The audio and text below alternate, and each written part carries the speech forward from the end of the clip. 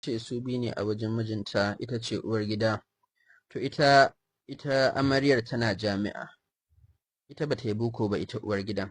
To bayan shekaru da aure wai sai in shekara ta zagayo sai su ce za su yi anniversary. Sai ta Me ɗauka anniversary?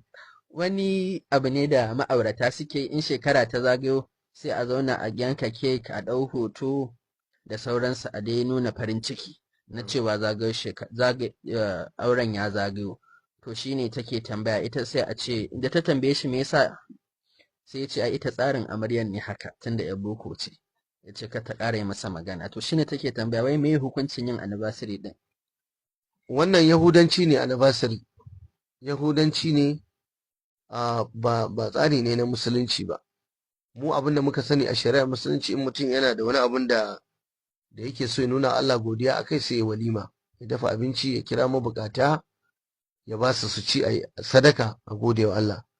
Wannan shine anniversary mu a shari'a, walima.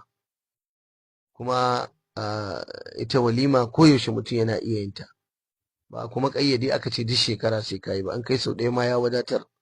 Da haka wannan bikin anniversary da ma'aurata suke yi tsari ne kurin na Yahudanci. Mai gidanki ya faɗa layin Yahudawa, sai dai Allah ya yi masa. Kuma ke ban sani ba, ita yana mata ita? Ita baya mata. To kin gama ai ma yanzu yadda ma abun ma zai zama ma ba daidai ba, yadda zai zama haramun shine ke me yasa baya miki? Me yasa ke baya miki? Me yasa baya miki sai ya yi mata? To na miki murna da ke ba a miki wannan kayan haram din. Na miki murna. Don haka wannan biki na anniversary da suke yi da shi da amaryarsa Yahudanci ne kawai. Kuma ki kokari ki fahimtar da shi ya gane, Allah ya sa ya fahimta, Allah ya sa ya gane. Kuma ya shiga hakkinki, tabbas ya shiga hakkinki. Allah ya ganar da mu.